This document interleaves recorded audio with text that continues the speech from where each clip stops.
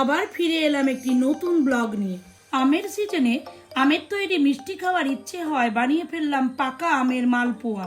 প্রথমে একটা আমকে ছোট ছোট টুকরো করে কেটে নিলাম।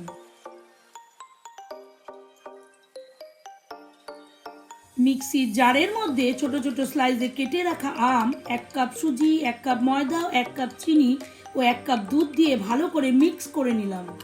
তারপর একটি বোলের মধ্যে ব্যাটারটা ঢেলে তাতে 1 টিস্পুন বেকিং পাউডার ও সামান্য মৌরি দিয়ে ভালো করে মিক্স করে নিলাম।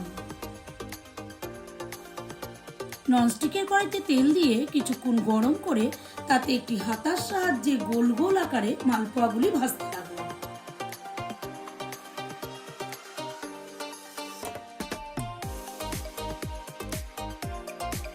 মালপোয়াগুলি লাল লাল করে ভেজে অন্য একটি পাত্রে তুলে নিলাম। সমস্ত মালপোয়া ভাজা হয়ে যাওয়ার পর একটি পাত্রে 1 কাপ চিনি ও 1 কাপ জল দিয়ে চিনির রস তৈরি করে নিলাম।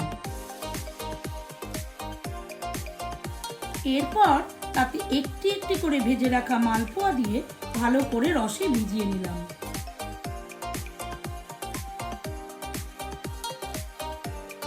মালপোয়াগুলি রস টেনে নেওয়ার পর একটি পাত্রে সুন্দর করে সাজিয়ে নিলাম।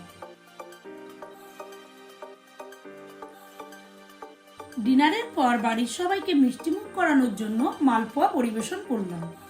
মালপোয়া খেতে সবার খুব ভালো লেগেছিল। দেখা হচ্ছে পরবর্তী ভিডিওতে। ভিডিওটি ভালো লাগলে লাইক, শেয়ার ও সাবস্ক্রাইব করে দেবেন।